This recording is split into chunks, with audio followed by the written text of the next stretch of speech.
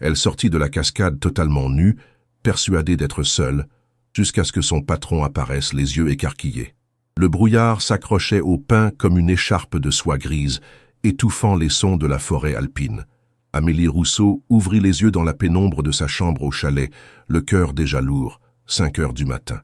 Dehors, le ciel hésitait entre la nuit et l'aube, cette heure où le monde semble retenir son souffle. Elle repoussa la couette épaisse et s'assit au bord du lit, les pieds nus sur le parquet froid. Par la fenêtre, elle distinguait à peine les contours des montagnes environnantes, des géants endormis enveloppés de brume. Le chalet corporatif, où son cabinet d'architecture avait organisé ce séminaire de 3 jours, se trouvait à 2 heures de Lyon, perdu dans un coin reculé de la Haute-Savoie. Un endroit magnifique, certes, mais pour Amélie, c'était surtout une prison dorée. Elle détestait ces événements, les exercices de team building forcés, les sourires professionnels plastifiés, les conversations superficielles autour de verres de vin blanc. Et surtout, elle détestait devoir passer 3 jours en compagnie de Gabriel Marchand, son patron. Amélie se leva et s'approcha de la fenêtre. La forêt s'étendait en pente douce vers le nord, dense et mystérieuse. Quelque part là-bas, elle avait entendu parler d'une cascade, un lieu secret que même les habitants de la région connaissaient peu. Marc, le gardien du chalet, en avait parlé la veille au dîner avec une certaine révérence dans la voix. La cascade du silence, on l'appelle. Peu de gens la trouvent. C'était exactement ce dont Amélie avait besoin, du silence, de la solitude. Un endroit où elle pourrait respirer sans sentir le poids du regard de Gabriel sur elle. Elle enfila un jean délavé, un pull en laine épaisse couleur rouille et ses vieilles chaussures de randonnée. Dans son petit sac à dos, elle glissa une bouteille d'eau et une serviette.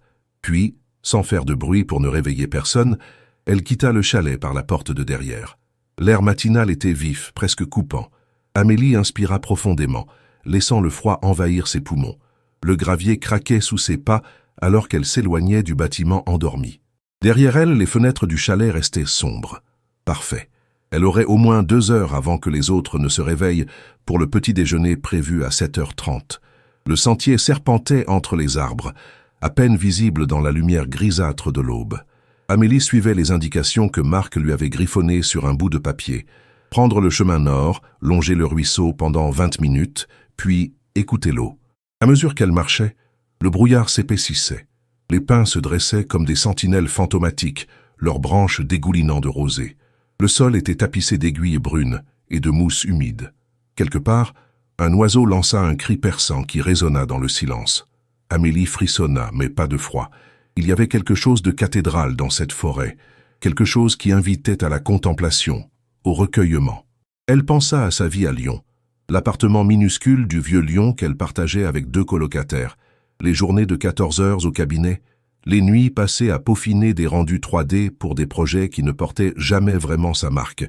Et Gabriel, toujours Gabriel, avec son sourire en coin et ses compliments ambigus qui la faisaient se sentir à la fois brillante et totalement invisible. « Excellent travail, Amélie », disait-il souvent devant toute l'équipe. « Mais essayons peut-être une approche plus audacieuse, comme si ses idées n'étaient jamais assez bonnes, comme si elles n'étaient jamais assez. » Le murmure de l'eau la tira de ses pensées. D'abord un chuchotement lointain, puis un grondement sourd qui se rapprochait. Elle accéléra le pas, son cœur s'emballant malgré elle, et soudain, elle la vit, la cascade du silence. Elle jaillissait d'une falaise rocheuse haute d'une 20aine de mètres, une colonne d'eau argentée qui plongeait dans une piscine naturelle parfaitement ronde. La brume s'élevait de la surface comme de la fumée, créant une atmosphère presque surnaturelle. Tout autour, la forêt formait un amphithéâtre vert et silencieux, on aurait dit un lieu oublié du temps, un sanctuaire secret préservé des regards humains. Amélie s'approcha lentement, hypnotisée. Le bruit de l'eau emplissait l'espace, noyant toutes ses pensées parasites. Elle posa son sac au bord de la piscine et s'accroupit pour tremper sa main dans l'eau, glaciale, mais vivifiante. Elle regarda autour d'elle, personne, rien que la forêt, la cascade et elle. Une impulsion soudaine s'empara d'elle, une envie folle de liberté, de rupture avec toutes les contraintes de sa vie minutieusement organisée. Sans réfléchir davantage, Amélie retira son pull, puis son jean. Ses mains tremblaient légèrement, mais pas d'hésitation. Elle ôta son soutien-gorge, sa culotte, et se retrouva nue face à la cascade. Le froid de l'air sur sa peau était une gifle délicieuse. Elle se sentait vivante pour la première fois depuis des mois. Elle entra dans l'eau, étouffant un cri à cause de la température glaciale. Chaque pas était un défi, mais elle avança jusqu'à ce que l'eau lui arrive à la taille, puis aux épaules. Ensuite, elle se laissa flotter sur le dos, les yeux fermés, les bras écartés. L'eau rugissait autour d'elle, sur elle, en elle. Amélie sentait toutes les tensions de son corps se dissoudre. Ici, elle n'était ni architecte, ni subordonnée, ni la fille qui essayait toujours de prouver sa valeur. Elle était simplement une femme, un être humain en communion avec la nature. Elle nagea vers la cascade, se laissant asperger par la chute d'eau puissante. C'était brutal, violent presque, mais c'était exactement ce dont elle avait besoin. Une purification. Après une dizaine de minutes qui lui parurent à la fois interminables et trop courtes, Amélie décida de sortir. Ses lèvres commençaient à bleuir et ses doigts s'engourdissaient. Elle nagea vers le bord, posa les mains sur la roche lisse et se hissa hors de l'eau d'un mouvement fluide, ruisselante, frissonnante, libre. Elle rejeta ses cheveux mouillés en arrière, ferma les yeux et inspira profondément. L'air frais contre sa peau nue était grisant. Puis, elle ouvrit les yeux, et son cœur s'arrêta. À 10 mètres d'elle, immobile comme une statue, se tenait Gabriel Marchand. Leurs regards se croisèrent. Le temps se figea. Amélie sentit son corps entier se paralyser. Pas un muscle ne répondait. Elle était nue, complètement exposée, face à son patron, dans une clairière perdue, au milieu de nulle part. Gabriel non plus ne bougeait pas. Ses yeux gris-vert qu'Amélie connaissait trop bien, étaient écarquillés de stupéfaction. Il portait un pantalon de randonnée sombre et une veste imperméable entr'ouverte. Dans sa main, une gourde qu'il avait visiblement oubliée. Combien de temps restèrent-ils ainsi? 2 secondes, 10, une éternité. Ce fut Gabriel qui réagit le premier. Il se retourna brusquement, lui tournant le dos. Pardon, je ne savais pas. Sa voix était rauque, cassée. Amélie sentit enfin ses membres se réveiller. Dans un mouvement frénétique, elle attrapa sa serviette et s'enroula dedans, le cœur battant si fort qu'elle craignait qu'il ne l'entende. « Qu'est-ce que vous faites ici ?» parvint-elle à articuler d'une voix tremblante. « Je pourrais vous demander la même chose, » répondit-il sans se retourner. « Marc m'a parlé de cet endroit hier soir. Je pensais être seul. » Un silence pesant s'installa, rompu seulement par le grondement incessant de la cascade. « Vous pouvez vous retourner ?» dit finalement Amélie après s'être assurée que la serviette couvrait l'essentiel. « Je suis... décente. » Gabriel se retourna lentement. Son visage était indéchiffrable, mais Amélie remarqua que ses mâchoires étaient serrées et qu'une veine pulsait sur sa tempe. Il évitait soigneusement de la regarder directement. « Je vais y aller, dit-il d'une voix tendue. Prenez votre temps. J'oublie que j'étais ici. » Gabriel. Elle ne savait pas pourquoi elle avait prononcé son prénom. Peut-être parce que dans ce moment surréaliste, les titres professionnels semblaient absurdes. Il s'arrêta mais ne se retourna pas complètement. On n'en parle à personne, d'accord ?» continua-t-elle, détestant la note de supplication dans sa voix. Il hocha la tête lentement. « Bien sûr, jamais. » Et sans un mot de plus, il s'éloigna sur le sentier, disparaissant dans le brouillard aussi soudainement qu'il était apparu. Amélie resta là, tremblante, le regard fixé sur l'endroit où il s'était tenu. Puis, ses jambes cédèrent et elle s'assit lourdement sur la roche froide. Qu'est-ce qui venait de se passer? Le retour au chalet fut un cauchemar éveillé. Amélie marcha comme un automate, ses vêtements plaqués de manière inconfortable sur sa peau encore humide, sa serviette roulée maladroitement dans son sac. Le brouillard semblait plus dense maintenant, plus oppressant, comme s'il voulait l'étouffer. Chaque bruissement dans les arbres la faisait sursauter. Elle s'attendait presque à voir Gabriel surgir à nouveau du néant, mais elle était seule, désespérément, douloureusement seule. Ses pensées tourbillonnaient sans cohérence. Le regard de Gabriel, ses yeux qui s'étaient posés sur elle pendant cette fraction de seconde, avant qu'il ne se détourne. Qu'avait-il vu? Qu'avait-il pensé? Et surtout, comment allait-elle le regarder en face maintenant? Quand elle arriva finalement au chalet, il était 6h45. Par les fenêtres illuminées, elle entendait déjà des voix. L'équipe commençait à se réveiller. Amélie se faufila par la porte de derrière et monta discrètement l'escalier en bois vers sa chambre au 2e étage. Une fois la porte fermée derrière elle, elle s'y adossa et laissa échapper un long soupir tremblant. Son reflet dans le miroir de la salle de bain lui renvoya l'image d'une femme aux joues rouges, aux cheveux encore humides collés au visage, aux yeux agrandis par le choc. « Idiote !» murmura-t-elle à son reflet. « Idiote, idiote, idiote !» Elle prit une douche brûlante, frottant sa peau comme pour effacer ce qui venait de se passer. Mais rien n'y faisait. L'image de Gabriel se tenait là, imprimée derrière ses paupières. Son expression, ce mélange de surprise, de gêne et quoi d'autre? Amélie n'osait pas nommer ce qu'elle avait cru percevoir dans ses yeux. À 7h25, habillée d'un pantalon noir et d'un chemisier blanc impeccable, son armure professionnelle, Amélie descendit pour le petit déjeuner. La salle à manger du chalet était spacieuse et chaleureuse, avec ses poutres apparentes et sa grande cheminée de pierre où crépitaient des bûches. Une longue table avait été dressée avec des viennoiseries, des fruits, du fromage et de la charcuterie. La plupart de ses collègues étaient déjà là. Camille, la chef de projet au sourire perpétuel, discutait avec Thomas, le spécialiste en structure. Julien et Sophie, les deux stagiaires, riaient à une blague qu'Amélie n'avait pas entendue. Et au bout de la table, seul avec son café noir et son téléphone, se trouvait Gabriel. Il ne leva pas les yeux quand elle entra. Amélie se servit un café, ses mains tremblant légèrement, alors qu'elle versait le liquide chaud dans sa tasse. Elle s'installa aussi loin de Gabriel que possible, entre Camille et Martine, la directrice des ressources humaines. « Bien dormi ?» demanda Camille avec un sourire chaleureux. « Très bien, merci », mentit Amélie en tartinant méthodiquement un croissant de confiture de fraises. « Et toi ?»« Oh, tu sais, ces matelas de chalet, un peu trop fermes à mon goût. Mais l'air de la montagne, c'est incomparable.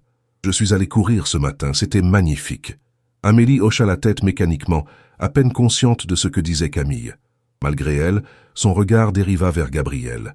Il portait un pull bleu marine qui faisait ressortir ses yeux gris-vert.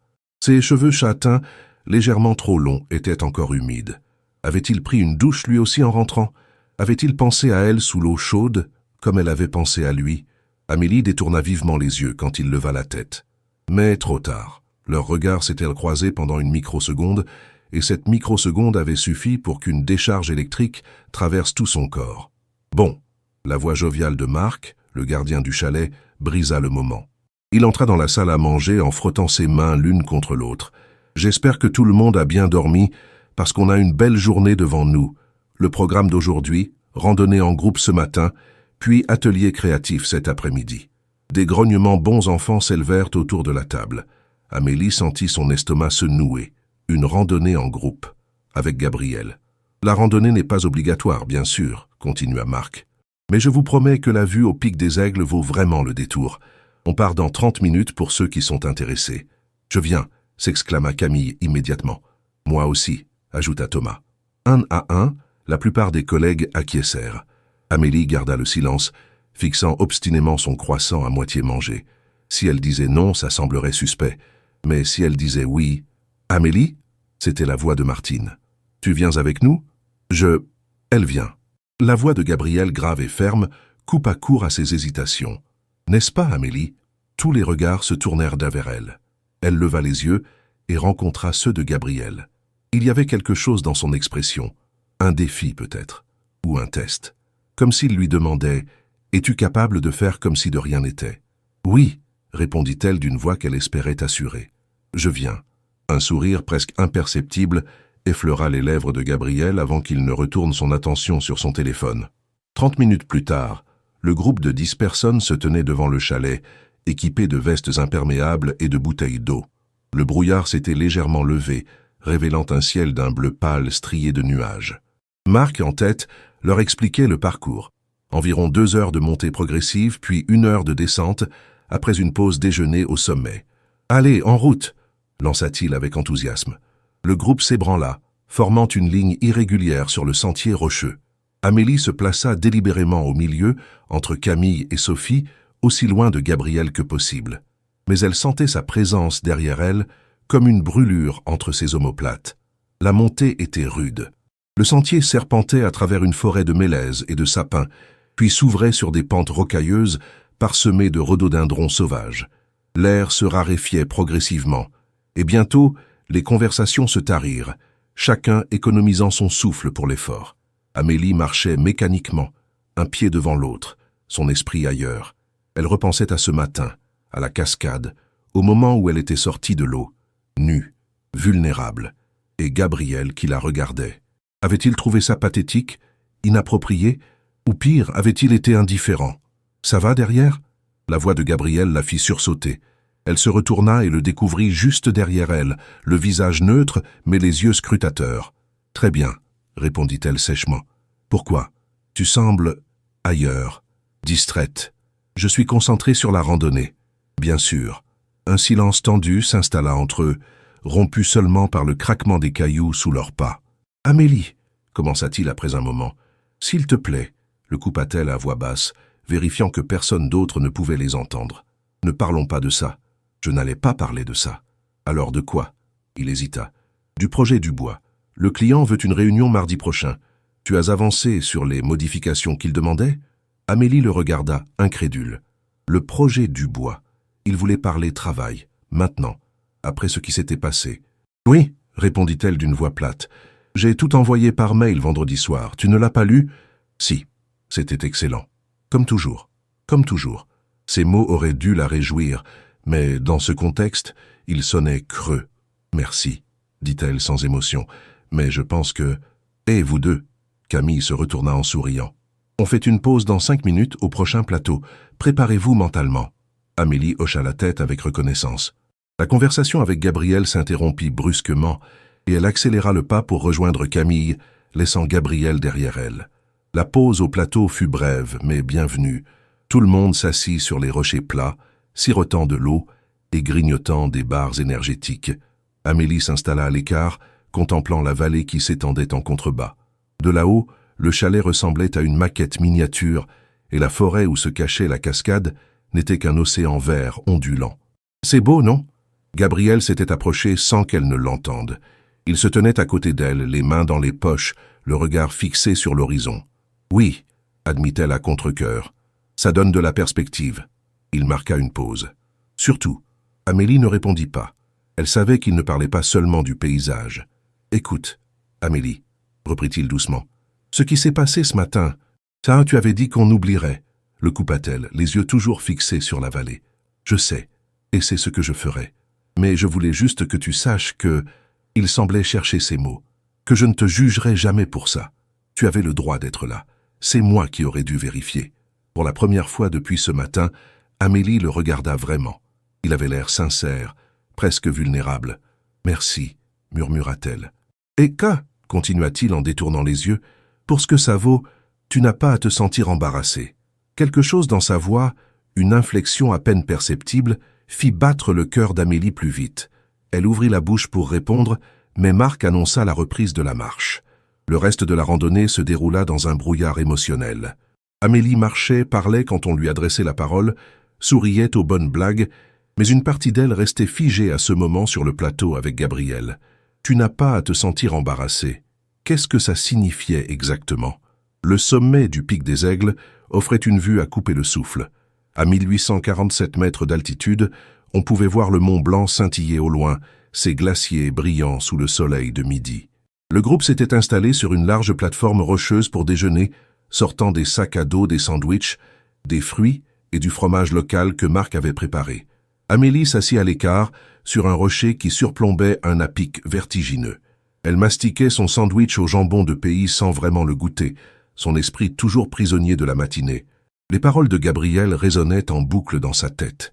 Chaque mot analysé, décortiqué, retourné comme un caillou qu'on examine sous toutes ses facettes.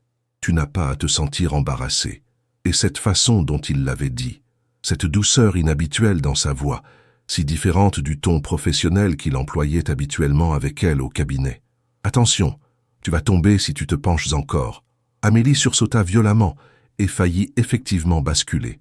Une main ferme agrippa son bras, la stabilisant. Gabriel, encore. Bon sang, souffla-t-elle, le cœur battant. Tu pourrais faire du bruit en approchant. Désolé. Il relâcha son bras mais resta à côté d'elle, s'asseyant sur le même rocher avec une distance respectueuse entre eux. Tu avais l'air absente. Je réfléchissais. À quoi? Au travail. Un mensonge transparent. Gabriel eut un petit sourire en coin. Menteuse. Amélie le fusilla du regard. Pardon? Tu as cette ride-là. Il pointa vaguement vers son front. Entre tes sourcils. Elle apparaît quand tu réfléchis à un projet compliqué, Mais tu as aussi cette façon de mordiller ta lèvre inférieure quand quelque chose te tracasse personnellement. Il marqua une pause. Là, c'est la lèvre. Amélie stoppa immédiatement le geste qu'elle n'avait même pas remarqué faire. Tu m'observes au bureau? J'observe tout le monde. C'est mon travail de connaître mon équipe. Sa voix était neutre, mais il évitait son regard. Camille se frotte les tempes quand elle est stressée. Thomas fait craquer ses doigts. Julien. D'accord, j'ai compris. Amélie détourna les yeux, troublée par cette révélation. Gabriel l'observait. Depuis combien de temps? Et qu'avait-il vu d'autre? Ils restèrent assis en silence pendant plusieurs minutes, regardant les montagnes qui s'étendaient à perte de vue. Le vent sifflait doucement entre les rochers, apportant avec lui l'odeur fraîche des pins et de la neige éternelle des sommets lointains. « Pourquoi tu es venue ici, Amélie ?» La question de Gabriel brisa le silence. « À ce séminaire, je veux dire. Je sais que tu détestes ces événements. » Martine a dit que c'était obligatoire. Elle a dit fortement recommandé. Ce n'est pas pareil. Amélie soupira.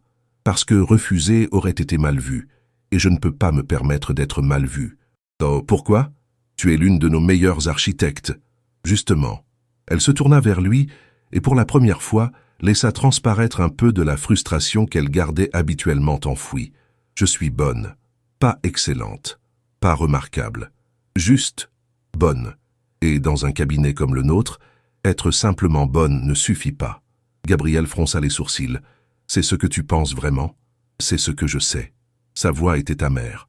J'ai vu mes projets modifiés, dilués, attribués à d'autres. J'ai entendu les discussions à la machine à café sur qui est prometteur, qui a du potentiel. Mon nom n'apparaît jamais dans ces conversations. Amélie, non, laisse-moi finir. Elle sentait 4 mois de ressentiment remonter à la surface.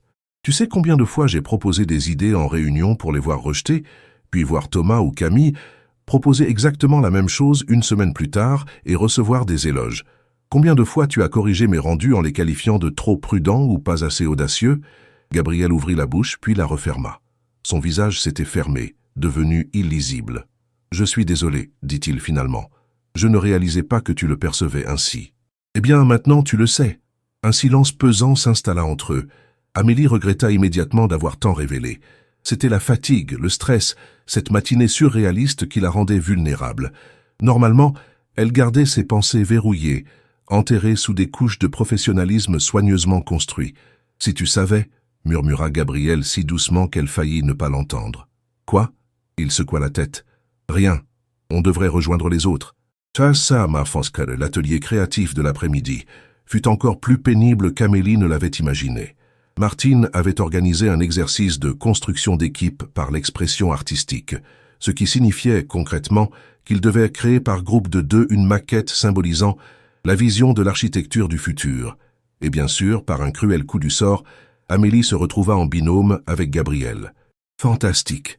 marmonna-t-elle en s'installant à leur table de travail dans la grande salle du chalet, transformée en atelier. Des matériaux divers étaient éparpillés devant eux. Carton, bâtonnets, fil de fer, papier de couleur, colle. « Ça pourrait être pire, » dit Gabriel en retroussant les manches de son pull. « Tu aurais pu te retrouver avec Julien. Il pense qu'une maquette se construit uniquement en empilant des cubes. » Malgré elle, Amélie esquissa un sourire. C'était vrai. Le stagiaire avait une fâcheuse tendance au minimalisme brutal dans tous ses projets. « Bon, » soupira-t-elle en examinant les matériaux. « Qu'est-ce qu'on fait? Qu'est-ce que tu proposes ?» Gabriel la regardait avec attention, un crayon à la main. « C'est ton expertise, les concepts innovants. » Amélie le regarda surprise. « Je croyais que j'étais trop prudente. »« J'ai dit ça?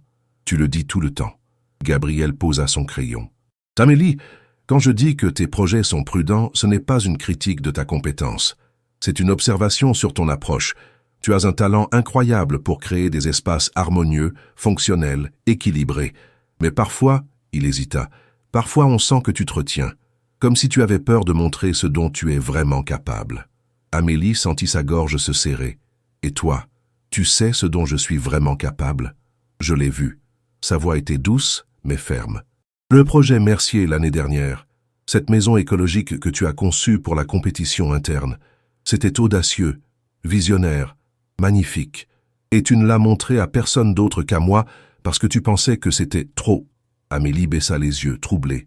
Elle avait oublié ce projet, une proposition qu'elle avait travaillée pendant des semaines en secret avant de perdre courage et de la laisser mourir dans ses fichiers. Elle ne se souvenait pas l'avoir montré à Gabriel. « Je l'ai trouvé sur le serveur partagé », expliqua-t-il comme s'il lisait dans ses pensées. « Tu avais oublié de le mettre en privé. Tu l'as regardé ? Je l'ai étudié.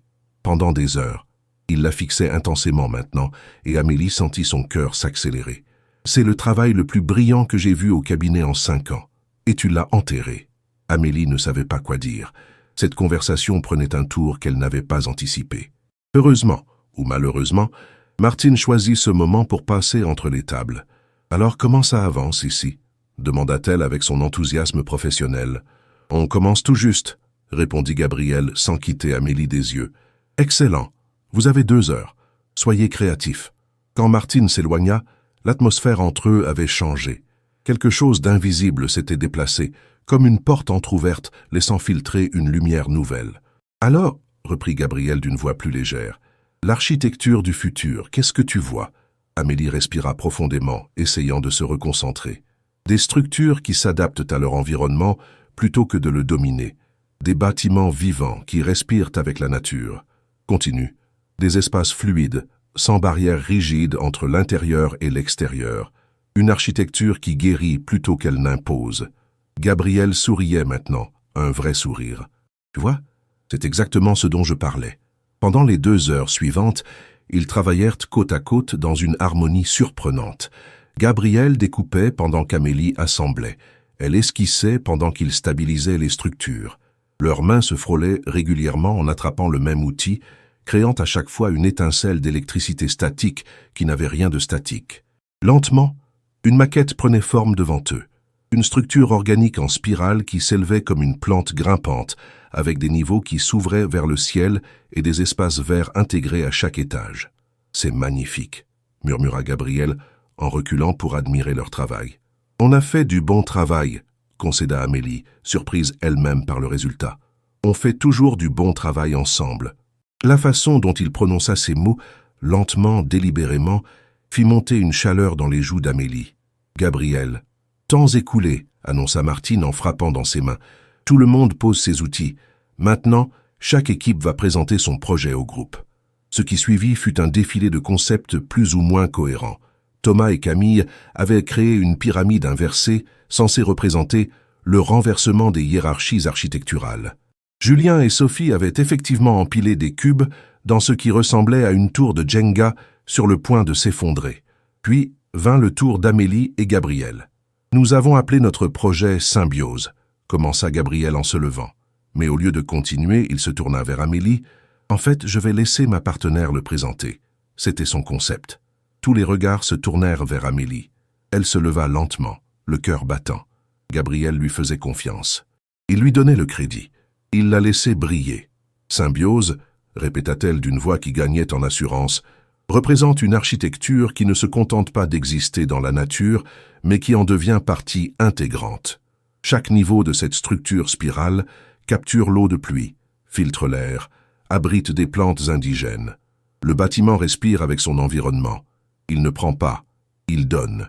Elle continua pendant plusieurs minutes, expliquant chaque détail avec une passion qu'elle n'avait pas laissé transparaître depuis longtemps au travail. Quand elle eut terminé, il y eut un moment de silence, puis des applaudissements sincères. « Excellent travail, vous deux, » dit Martine avec un sourire approbateur. « On voit vraiment la complémentarité dans votre approche. » Amélie se rassit, les joues en feu. Gabriel se pencha légèrement vers elle. « Tu vois ?» murmura-t-il. « Tu n'as jamais été simplement bonne, tu as toujours été extraordinaire. Tu avais juste besoin de te l'autoriser. » Le soir tomba sur les Alpes comme un voile de velours indigo. Après le dîner, une raclette copieuse arrosée de vin blanc de Savoie, la plupart des collègues s'étaient retirés dans leur chambre, épuisés par la journée. Mais Amélie ne pouvait pas dormir. Elle avait enfilé un épais cardigan en laine et était sortie sur la terrasse du chalet. L'air nocturne était glacial, mordant ses joues, mais le ciel était une cathédrale de lumière. Des milliers d'étoiles scintillaient dans un noir d'encre, si nombreuses et si brillantes qu'on aurait dit des diamants éparpillés sur du velours. La voie lactée traversait le ciel en une traînée laiteuse et fantomatique. Amélie s'accouda à la rambarde en bois, le souffle visible dans l'air froid. En contrebas, la forêt était une masse sombre et silencieuse. Quelque part là-dedans se trouvait la cascade du silence, où tout avait commencé ce matin. Était-ce vraiment ce matin? Ça semblait si lointain, comme si des semaines s'étaient écoulées depuis qu'elle était sortie nue de l'eau pour découvrir Gabriel la regardant. Incapable de dormir? Elle sursauta à peine cette fois. Bien sûr que c'était lui. Qui d'autre? Gabriel émergea de l'ombre, tenant 2 tasses fumantes. Il portait un manteau sombre et une écharpe grise enroulée autour du cou. Ses cheveux étaient ébouriffés comme s'il avait essayé de dormir sans succès. « J'ai fait du thé », dit-il en lui tendant une tasse. « Camomille et miel. Marc jure que ça aide contre l'insomnie d'altitude. » Amélie accepta la tasse, reconnaissante pour la chaleur entre ses mains. « Je ne savais pas qu'il y avait une insomnie d'altitude. Il y a une insomnie pour tout, apparemment. » Gabriel s'accouda à côté d'elle, laissant un espace respectable entre eux. L'altitude, le décalage horaire, le stress, les pensées trop bruyantes. Lesquelles as-tu? Les pensées trop bruyantes. Il but une gorgée de thé. Toujours. C'est le problème avec notre métier. Le cerveau ne s'éteint jamais vraiment. Ils restèrent silencieux un moment, sirotant leur thé et contemplant les étoiles. C'était étrange, pensa Amélie, cette intimité tranquille qui s'était installée entre eux au cours de la journée. Ce matin, l'idée d'être seule avec Gabriel l'aurait paralysée d'embarras. Maintenant c'était différent. Cette constellation-là, dit Gabriel en pointant du doigt, c'est Cassiopée, tu la vois? La forme en W. Oui, mon grand-père me l'a apprise quand j'avais 6 ans. On campait dans les Pyrénées, et il connaissait toutes les constellations. Il disait que les étoiles étaient les premières architectes. Elles nous ont appris la beauté de la structure dans le chaos. Amélie le regarda de profil. C'était la première fois qu'il parlait de quelque chose de personnel avec elle. Il était architecte aussi? Non, menuisier, mais il avait une philosophie sur la création qui a beaucoup influencé mon travail. Gabriel se tourna vers elle. Il disait que tout ce qu'on construit devrait avoir une âme, pas seulement une fonction. C'est beau. Tu fais ça, tu sais, dans ton travail. Gabriel la regardait intensément maintenant. Tu crées des espaces qui ont une âme. Cette maison écologique que tu as conçue, chaque pièce racontait une histoire. On pouvait sentir que quelqu'un avait mis son cœur dedans. Amélie sentit sa gorge se serrer. « Pourquoi tu ne me l'as jamais dit ?»« Parce que je suis un idiot. » Il rit doucement, un rire sans humour. « Parce que je ne savais pas comment te le dire sans que ça semble. Sans que tu penses que... » « Que quoi ?» Gabriel détourna les yeux fixant les montagnes sombres. « Que j'avais des arrière-pensées. » Le cœur d'Amélie fit un bond dans sa poitrine. « Des arrière-pensées? Amélie ?» Il se tourna complètement vers elle maintenant. Et même dans la pénombre, elle pouvait voir l'intensité de son regard. « Tu penses vraiment que je ne te remarque pas? Que je ne vois pas à quel point tu es talentueuse, intelligente, déterminée? Que je ne remarque pas la façon dont tu te mordilles la lèvre quand tu es concentrée? Ou comment tu repousses cette mèche de cheveux derrière ton oreille 100 fois par jour, sans t'en rendre compte? » Amélie ne respirait plus. « Gabriel, je te remarque. Je t'ai toujours remarqué. Depuis ton premier jour au cabinet il y a 3 ans. » Il passa une main dans ses cheveux, frustré. « Et c'est exactement le problème. Je suis ton patron. Je ne peux pas... Nous ne pouvons pas. Tu ne peux pas, quoi. » La voix d'Amélie était à peine un murmure. « Te dire que j'ai pensé à toi toute la journée, que ce matin, à la cascade, quand je t'ai vu... » Il s'arrêta, secouant la tête. « Non, c'est inapproprié. Je n'aurais pas dû commencer cette conversation. Mais tu l'as commencée. » Amélie posa sa tasse sur la rambarde, ses mains tremblant légèrement. « Alors dis-le, qu'est-ce qui s'est passé ce matin à la cascade ?» Gabriel la regarda longuement, une lutte visible se déroulant sur son visage. Puis, dans un soupir de défaite, « J'ai vu la femme la plus belle que j'ai jamais vue, pas seulement physiquement. Bien que oui, tu es... Il s'interrompit, cherchant ses mots. « J'ai vu quelqu'un de libre, de vivant, sans armure, sans barrière, sans ce masque professionnel que nous portons tous. J'ai vu Amélie, la vraie Amélie, et ça m'a bouleversé. » Le silence qui suivit était électrique. Amélie sentait son cœur battre si fort qu'elle était sûre que Gabriel pouvait l'entendre. Les étoiles au-dessus d'eux semblaient pulser en rythme avec son pouls. « Je ne sais pas quoi dire, » murmura-t-elle finalement. « Tu n'as rien à dire. » Gabriel reculait déjà, remettant de la distance entre eux. « J'ai franchi une ligne. Je suis désolé, on devrait oublier cette conversation comme on a oublié ce matin. Et si je ne veux pas oublier ?» Les mots étaient sortis avant qu'Amélie ne puisse les retenir. Gabriel se figea, les yeux écarquillés. « Quoi ?» Et si je ne veux pas oublier, répéta-t-elle, plus fort cette fois, avec plus d'assurance. Ce matin, cet après-midi, cette conversation, tout. Charles Melly, tu ne sais pas ce que tu dis. Si, je sais. Elle fit un pas vers lui. Tu n'es pas le seul à avoir remarqué. Tu crois que je ne vois pas comment tu me regardes parfois en réunion? Comment tu trouves toujours une raison de passer par mon bureau? Comment tu te souviens de mon ordre de café alors que tu oublies celui de tout le monde? Lait d'avoine, un sucre, une pincée de cannelle, récita-t-elle. Tu me l'as apporté sans que je demande au moins 20 fois ces 6 derniers mois. Gabriel ouvrit la bouche, puis la referma. Un sourire lent, presque penaud, étira ses lèvres.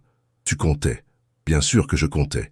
Ils se faisaient face maintenant, séparés seulement par un mètre d'air froid. La tension entre eux était palpable, vibrante, dangereuse. On ne peut pas faire ça, dit Gabriel, mais sa voix manquait de conviction. Je suis ton patron. Il y a des règles, des implications, des règles, répéta Amélie. Toute ma vie, j'ai suivi les règles. J'ai été prudente, sage, raisonnable. Et où est-ce que ça m'a menée? À me sentir invisible, non reconnue, frustrée. Elle fit encore un pas vers lui. Ce matin, à cette cascade, pour la première fois depuis des années, j'ai fait quelque chose d'impulsif, quelque chose de fou. Et tu sais quoi? Je me suis sentie vivante. Amélie, tu as dit que tu voulais me voir audacieuse, moins prudente. Elle leva les yeux vers lui et même dans l'obscurité, son regard était défiant. Alors regarde. Et avant que le courage ne l'abandonne, avant que la raison ne reprenne le dessus, Amélie se hissa sur la pointe des pieds et embrassa Gabriel. Pour un instant, une fraction de seconde interminable, il ne bougea pas. Amélie sentit la panique commencer à monter. Elle avait tout gâché. Elle s'était trompée sur tout. Elle allait devoir démissionner, quitter Lyon, changer d'identité. Puis Gabriel l'embrassa en retour. Ses mains vinrent encadrer son visage avec une douceur qui contrastait avec l'urgence de son baiser. C'était un baiser qui contenait des mois de désirs réprimés, de conversations non dites, de regards volés. Amélie sentit ses jambes faiblir et s'agrippa à son manteau pour garder l'équilibre. Quand ils se séparèrent enfin, tous deux haletants, Gabriel appuya son front contre celui d'Amélie. « On est fou, murmura-t-il. Complètement fou. Probablement, ou admit-elle avec un sourire tremblant. Ça va tout compliquer. Je sais. On pourrait tout perdre. Je sais. Gabriel recula légèrement pour la regarder dans les yeux. Et tu veux quand même tenter? Amélie pensa à la cascade, à l'eau glacée, au moment de pure liberté. Puis elle pensa à la maquette qu'ils avaient créée ensemble, à la présentation qu'elle avait faite avec assurance, à la version d'elle-même qu'elle avait été aujourd'hui. Oui, dit-elle fermement. Je veux tenter. Le sourire que Gabriel lui adressa alors était d'une beauté dévastatrice. Alors on le fait, mais on le fait bien. Pas de précipitation, pas de décision impulsive au-delà de celle-ci. Il caressa doucement sa joue du bout des doigts. On rentre à Lyon demain. On prend le temps de réfléchir vraiment à ce que ça signifie. Et puis, si tu es toujours sûr, on voit comment naviguer ça ensemble. D'accord, acquiesça Amélie. Ensemble. Ils restèrent sur la terrasse encore 1 heure, blottis l'un contre l'autre pour se protéger du froid, parlant à voix basse de tout et de rien. Gabriel lui raconta son enfance dans les Pyrénées, son grand-père menuisier, la première maison qu'il avait conçue. Amélie lui parla de son père qui voulait qu'elle devienne médecin, de sa mère qui avait finalement compris sa passion pour l'architecture, de ses rêves de créer des espaces qui guérissent, sous les étoiles des Alpes, entre les confidences murmurées et les silences confortables, quelque chose de nouveau prenait forme, quelque chose de fragile et de puissant à la fois, quelque chose qui ressemblait dangereusement à un début. Lyon accueillit leur retour avec une pluie fine et persistante. Le genre de pluie qui ne tombait pas vraiment mais flottait dans l'air, transformant la ville en aquarelle floue. Les pavés de la presqu'île brillaient comme des miroirs sous les réverbères, et la Saône coulait, grise et lente, entre ses quais Renaissance. Amélie regardait par la fenêtre du van qui ramenait l'équipe depuis les Alpes, son reflet fantomatique superposé au paysage urbain. À côté d'elle, Camille dormait, la tête appuyée contre la vitre. De l'autre côté de l'allée, plusieurs rangées plus loin, Gabriel fixait son téléphone avec une concentration qui semblait forcée. Il n'avait pas échangé un seul mot durant les 3 heures de trajet. Ce matin, au moment du départ, Gabriel avait été distant, professionnel, presque froid. Il avait aidé Martine à coordonner les bagages, vérifier que tout le monde était présent, puis s'était installé à l'avant du van sans un regard pour Amélie. Elle avait compris le message. En public, rien n'avait changé. Ils étaient patrons et employés. Point final. Mais la nuit dernière, sous les étoiles, avec le goût de son baiser encore sur ses lèvres. « On arrive !» annonça Marc, en garant le van devant les bureaux du cabinet Marchand & Associés, un bâtiment de verre et d'acier dans le quartier de la Confluence. « J'espère que vous avez tous passé un bon séminaire. » Des murmures d'assentiment polis remplirent le véhicule. Camille se réveilla en sursaut, désorientée. Les gens commencèrent à récupérer leurs sacs, à vérifier leur téléphone, à replonger dans leur vie normale. Amélie descendit du van, son sac à dos sur l'épaule, et inspira l'air humide de Lyon. L'odeur familière de la ville, un mélange de pierres mouillées, de café et de cette touche industrielle propre au quartier de la Confluence, la ramena brutalement à la réalité. Qu'avait-elle fait? Elle avait embrassé son patron, déclaré ses sentiments. Accepté de quoi exactement? De commencer une relation, une aventure, quelque chose d'interdit en tout cas, quelque chose qui pourrait détruire sa carrière si ça se savait mal. Amélie? Thomas s'approcha avec son sourire habituel. Tu veux partager un Uber? Je vais vers Bellecour. Non merci, je vais prendre le métro. J'ai besoin de marcher un peu. Sous la pluie? Ça me détendra. Thomas haussa les épaules et s'éloigna. Amélie jeta un dernier coup d'œil vers le groupe. Gabriel discutait avec Martine près de l'entrée du bâtiment, ses cheveux déjà trempés par la pluie fine. Comme s'il sentait son regard, il leva les yeux. Leurs regards se croisèrent pendant 2 secondes.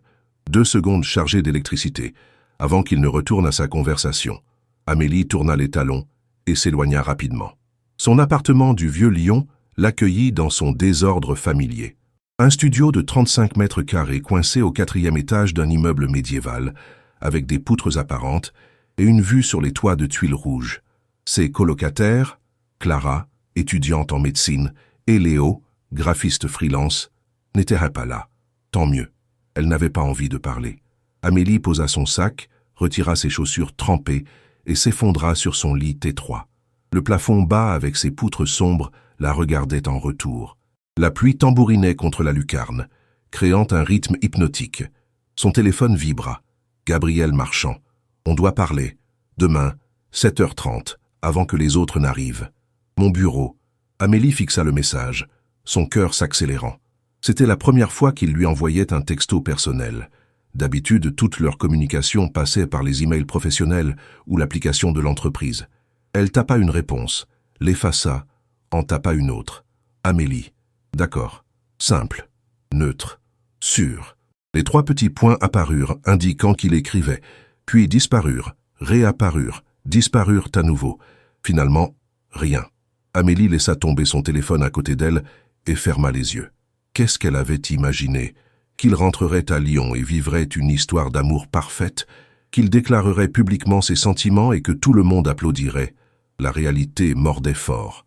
Elle se força à se lever, à déballer ses affaires, à prendre une douche chaude.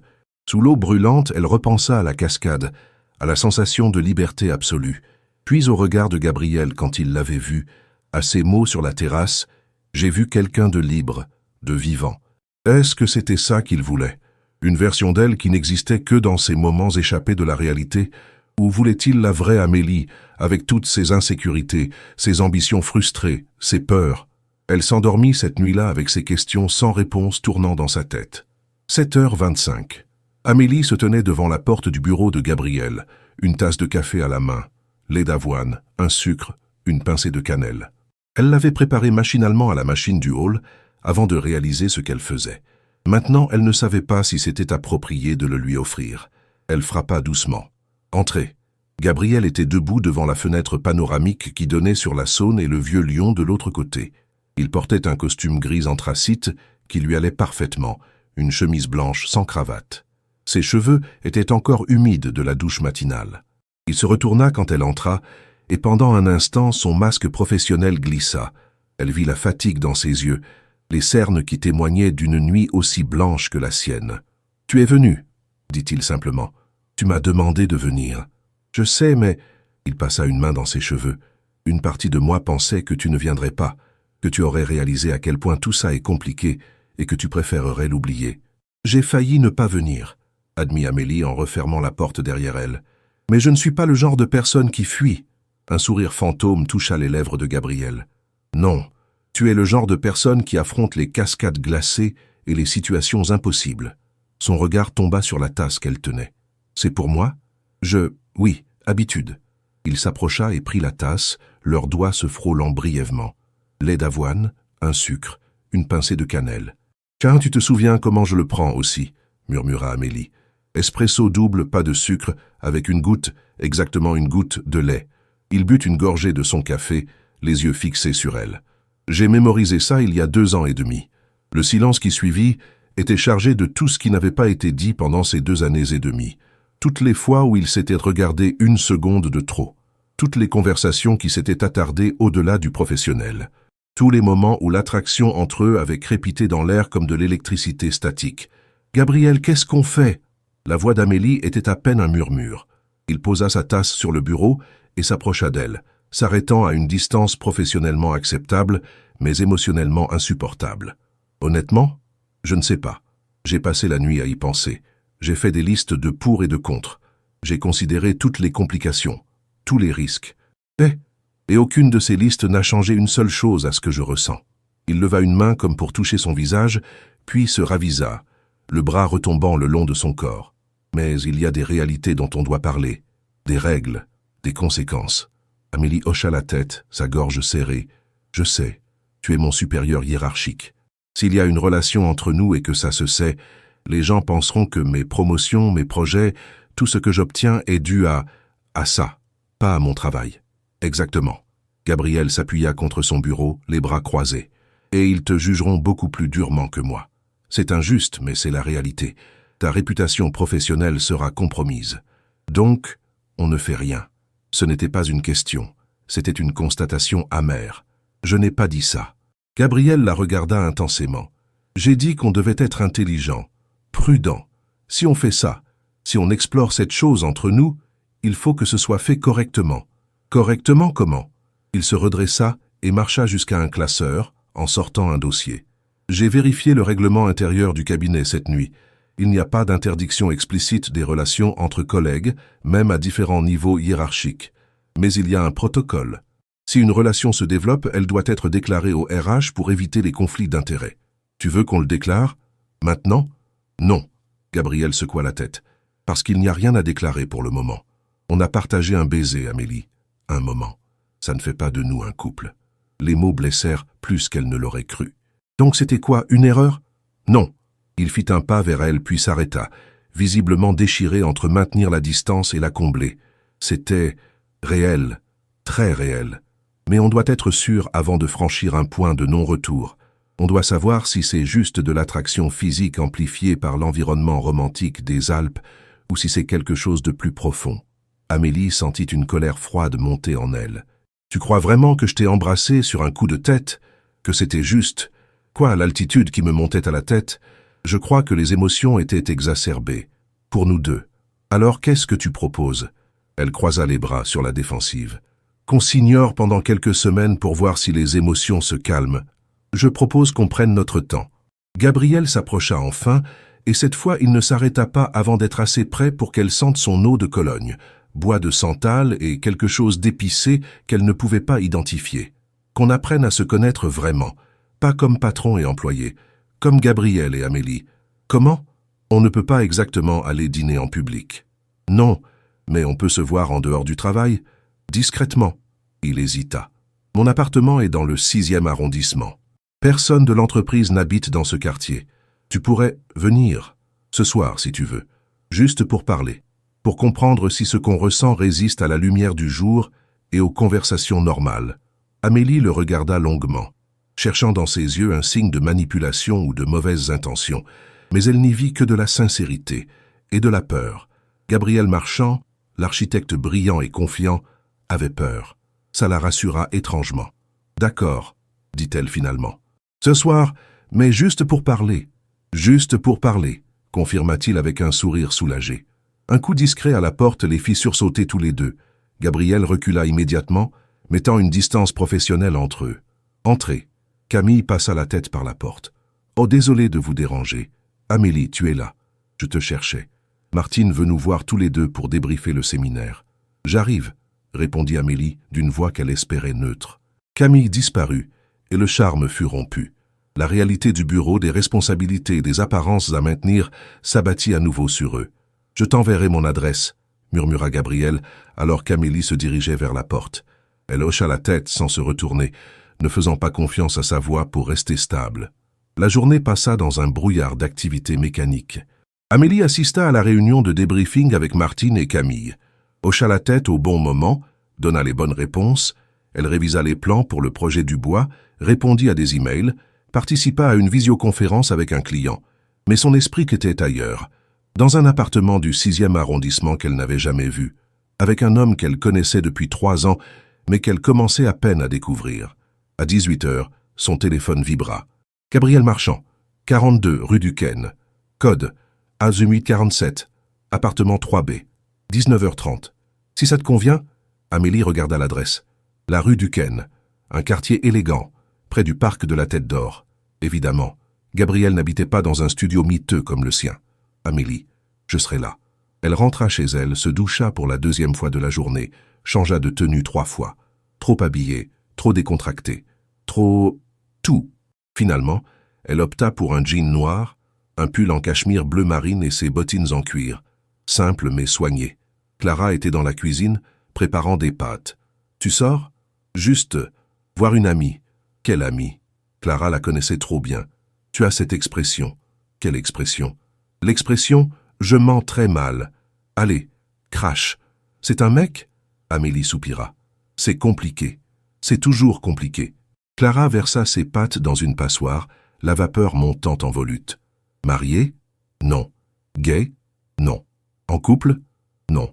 Alors quel est le problème ?» Amélie hésita. « Mon patron. » Clara se figea, la passoire en l'air. « Ton patron ? Le Gabriel Marchand canon que tu ne cesses de mentionner juste professionnellement depuis 3 ans ? Je ne dis pas qu'il est canon. Tu as littéralement dit qu'il avait des yeux qui feraient de fondre la glace de l'Arctique. J'avais bu. 2 verres de rosé, sourit Clara. Amélie, ma chérie, si tu veux y aller, vas-y. Mais protège-toi, pas juste physiquement, émotionnellement. Les relations bureau-patron, elles sont risquées. Je sais. Amélie attrapa sa veste. C'est pour ça qu'on va juste parler. Clara leva un sourcil sceptique. Bien sûr, parler. N'oublie quand même pas ça. Elle lui lança un petit paquet de préservatifs que Amélie attrapa par réflexe, les joues en feu. Clara, juste au cas où. Clara retourna à ses pattes avec un sourire en coin.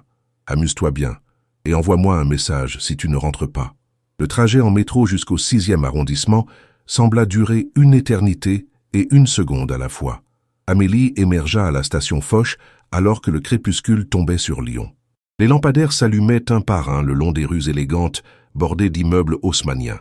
Le parc de la Tête d'Or s'étendait sur sa gauche, masse sombre traversée de sentiers illuminés. La rue du Ken était exactement ce qu'elle avait imaginé, calme, bourgeoise, avec ses immeubles de pierre blonde et ses balcons en fer forgé typiques des beaux quartiers lyonnais. Elle trouva le numéro 42, composa le code et poussa la lourde porte en bois. Le hall d'entrée était tout en marbre et dorure discrète. Un escalier en colimaçon montait dans la pénombre, mais Amélie prit l'ascenseur, une cabine ancienne avec une grille en fer forgé et des miroirs biseautés. 3e étage, appartement B. Elle sonna avant de pouvoir changer d'avis. Gabriel ouvrit presque immédiatement, comme s'il attendait derrière la porte. Il avait troqué son costume contre un jean et un pull gris à col roulé. Ses pieds étaient nus. Cette intimité, le voir pieds nus, sembla plus bouleversante à Amélie que de l'avoir vu en costume 3 pièces. « Tu es venu ?» dit-il avec un soulagement évident. « Tu en doutais ?» « Un peu. » Il s'écarta pour la laisser entrer. « Entre. » L'appartement était magnifique. Un grand espace ouvert avec de hauts plafonds moulurés, des fenêtres qui donnaient sur la rue et le parc au-delà, des étagères couvertes de livres d'architecture et de romans, un canapé d'angle en cuir couleur caramel, une cuisine ouverte impeccable avec des plans de travail en marbre, et partout des esquisses, des dessins d'immeubles, de ponts, de structures impossibles épinglées au mur ou éparpillées sur une grande table à dessin près de la fenêtre. « C'est... waouh !» murmura Amélie en tournant lentement sur elle-même. « Merci. » Gabriel semblait presque timide. « Je sais que c'est un peu... beaucoup, mais j'aime avoir de l'espace pour créer. Non, c'est parfait. » Elle s'approcha de la table à dessin, examinant les croquis. C'étaient des projets qu'elle ne reconnaissait pas. Personnels, probablement. « Tu travailles sur ça? Un rêve. Il la rejoignit, contemplant ses propres dessins. Une bibliothèque suspendue. Elle flotterait au-dessus d'un lac, relié à la berge par des ponts transparents. Chaque salle de lecture serait une bulle de verre entourée d'eau. C'est extraordinaire. Amélie traça du doigt une des lignes du dessin. Pourquoi tu ne l'as pas proposé au cabinet? Parce que c'est trop personnel. Trop... moi. Il la regarda. Comme ton projet de maison écologique. Certaines choses, on les garde pour soi parce qu'on a peur qu'elles soient jugées. Ou pire, qu'elles soient acceptées mais transformées jusqu'à devenir méconnaissables. Amélie comprenait. Trop bien. J'ai préparé à manger, continua Gabriel. Rien d'extraordinaire. Des pâtes à la carbonara. Tu aimes? J'adore. Vin, s'il te plaît. Ils se retrouvèrent bientôt assis à la petite table près de la fenêtre ouverte, des assiettes fumantes devant eux et des verres de vin blanc frais à la main. La pluie avait cessé et Lyon scintillait sous eux comme un tapis de lumière. Au loin, on apercevait la basilique de Fourvière illuminée sur sa colline. « Trinquons », proposa Gabriel en levant son verre. « À quoi ?» Il hésita. « À la vérité, quelle qu'elle soit. » Leurs verres tintèrent doucement. Ils mangèrent d'abord en silence, mais c'était un silence confortable. Puis, peu à peu, ils commencèrent à parler. Pas de travail, pas du séminaire, juste d'eux. Gabriel parla de son enfance dans les Pyrénées, fils unique d'une mère institutrice et d'un père absent. Il parla de comment son grand-père menuisier lui avait appris à voir la beauté dans la structure des choses, de ses études à l'École des Beaux-Arts de Paris, de son premier emploi catastrophique dans un cabinet qui écrasait la créativité de ses employés, de comment il avait créé son propre cabinet à Lyon à 28 ans avec presque rien. Amélie parla de sa famille, de la banlieue de Marseille, de son père pharmacien qui voulait qu'elle reprenne l'affaire familiale, de sa mère prof de français qui l'avait encouragée à suivre sa passion, de ses études à l'école d'architecture de Lyon, de sa première année au cabinet Marchand & Associés, terrifiée et émerveillée à la fois. « Tu sais ce qui m'a frappé le premier jour ?» dit Gabriel en resservant du vin. « Ton entretien d'embauche. Tu avais apporté un portfolio avec 15 projets. Mais ce qui m'a convaincu, ce n'était pas le plus impressionnant techniquement. C'était une petite maison que tu avais conçue comme projet personnel. Une maison pour ta grand-mère. » Amélie se souvenait. « Comment tu t'en souviens ?» C'était il y a 3 ans. Parce que chaque détail de cette maison parlait d'amour. La rampe pour son fauteuil roulant intégrée si naturellement qu'elle semblait faire partie du design. Les grandes fenêtres orientées sud parce qu'elle aimait le soleil. Le jardin d'herbes aromatiques accessible depuis la cuisine parce qu'elle aimait cuisiner. Il la regarda intensément. Tu n'avais pas juste conçu une maison accessible, tu avais conçu un chez-soi. Ça, s'il est morte avant que je puisse la construire, murmura Amélie, sentant sa gorge se serrer. Cancer, 3 mois après mon diplôme. Je sais, tu me l'as dit pendant l'entretien. Gabriel tendit la main à travers la table et prit la sienne. Et c'est pour ça que je t'ai embauché, pas malgré ta douleur, mais parce que tu l'avais transformée en quelque chose de beau. Amélie sentit des larmes picoter ses yeux. Personne ne lui avait jamais dit ça. Personne n'avait jamais vraiment compris ce que ce projet signifiait pour elle. « Merci », murmura-t-elle. Ils finirent de manger, parlèrent encore pendant des heures. De musique, Gabriel aimait le jazz, Amélie préférait le rock indépendant. De livres, tous deux adoraient Calvino. De voyages. Gabriel rêvait du Japon, Amélie de l'Islande. De peur, lui craignait l'échec, elle craignait l'invisibilité. À 23 heures, Amélie réalisa qu'elle aurait dû partir depuis longtemps. « Je devrais y aller », dit-elle en se levant mais sans vraiment bouger. « Tu pourrais rester », proposa Gabriel doucement. « Juste dormir, si tu veux. Pas de pression, pas d'attente. Juste rester. » Amélie le regarda. Son cœur et sa raison se livraient une guerre acharnée. Rester signifiait franchir une ligne, mais partir signifiait mentir sur ce qu'elle voulait vraiment. « Dans ce cas, » dit-elle finalement, « je reste. » Le sourire que Gabriel lui adressa valait tous les risques du monde. Amélie se réveilla dans un lit qui n'était pas le sien, enveloppé dans des draps qui sentaient le santal et quelque chose de proprement masculin. La lumière du matin filtrait à travers des rideaux de lin blanc, créant des motifs dorés sur le plafond haut. Elle se redressa lentement, désorientée. L'appartement de Gabriel. Elle était restée. Les images de la nuit précédente lui revinrent par fragments. Après avoir accepté de rester, Gabriel lui avait prêté un t-shirt et un pantalon de jogging. Il s'était installé sur le canapé pour regarder un documentaire sur l'architecture brutaliste, Mais à mi-chemin, Amélie s'était endormie contre son épaule. Elle se souvenait vaguement qu'il l'avait portée jusqu'au lit, son lit, puis était partie dormir sur le canapé. Rien ne s'était passé. Ils avaient été juste dormi. Et pourtant, cette intimité chaste semblait plus significative que n'importe quel geste passionné aurait pu l'être. Amélie se leva, enfila le peignoir en coton qui était accroché derrière la porte et sortit de la chambre pieds nus. L'appartement baignait dans la lumière matinale. Par les grandes fenêtres, elle pouvait voir le parc de la Tête d'Or qui s'éveillait, des joggeurs matinaux, des parents avec des poussettes, la vie normale de gens normaux vivant des vies normales. Gabriel était dans la cuisine, dos à elle, préparant du café.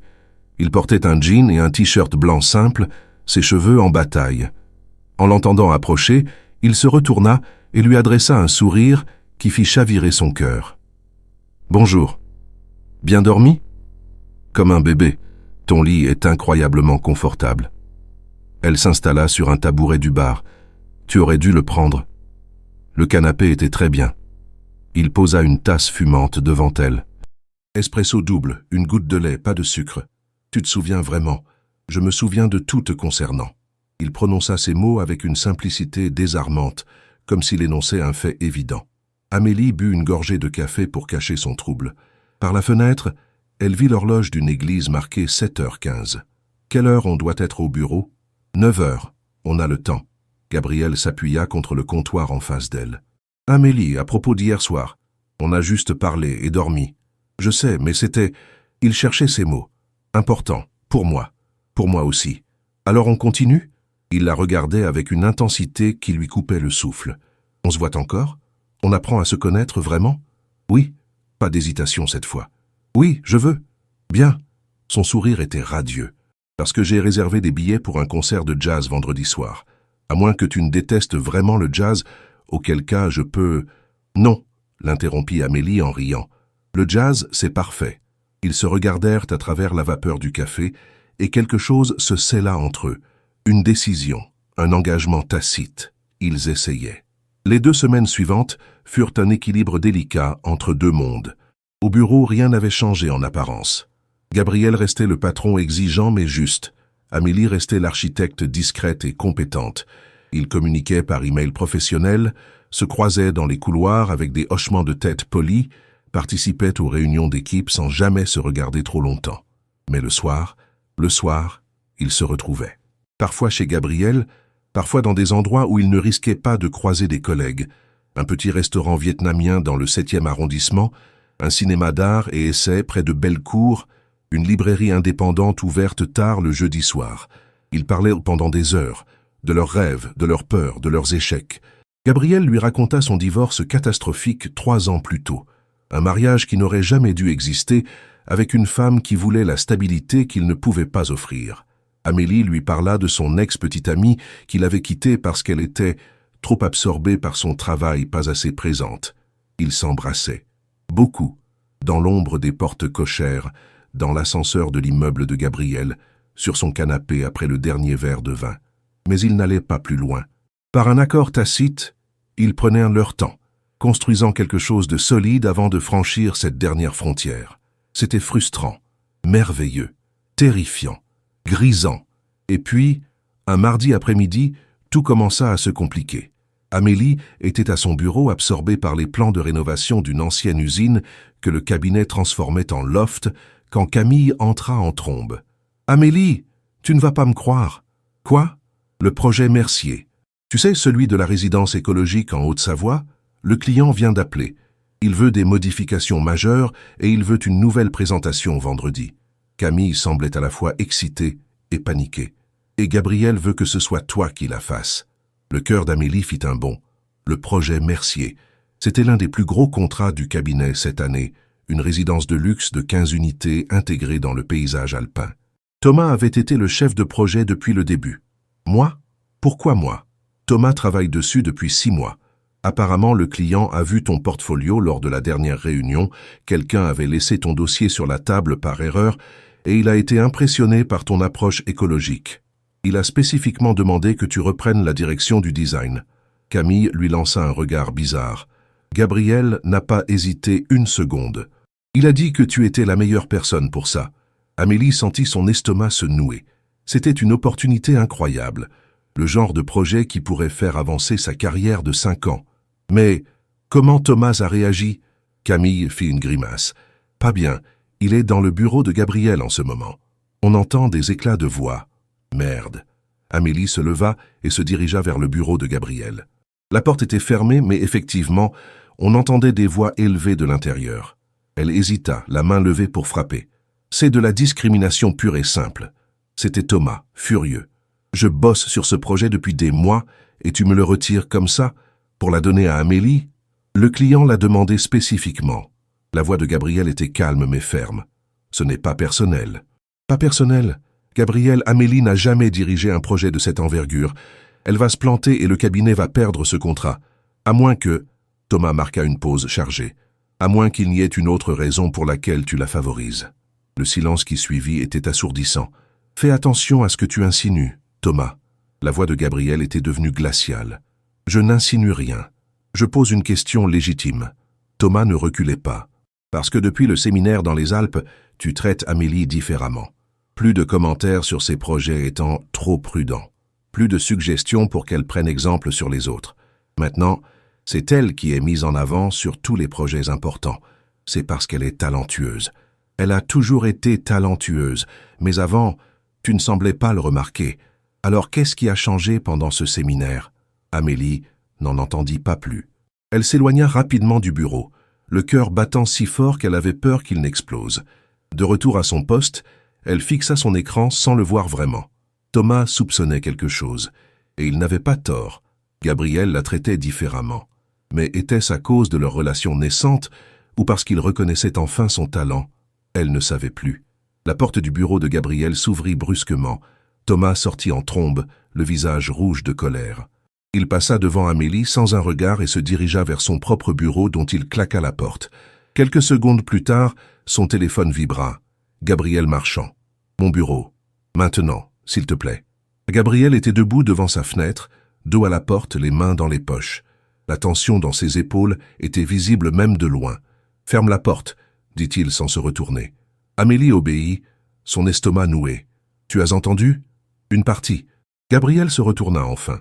Son visage était un masque de frustration contenue. Thomas pense que je te favorise à cause d'une relation personnelle entre nous. Et c'est le cas? La question flotta entre eux comme une lame. Quoi? Est-ce que tu me donnes ce projet parce que je suis doué ou parce qu'on... Amélie ne put finir sa phrase. Gabriel traversa la pièce en 3 enjambées et prit son visage entre ses mains. Écoute-moi bien.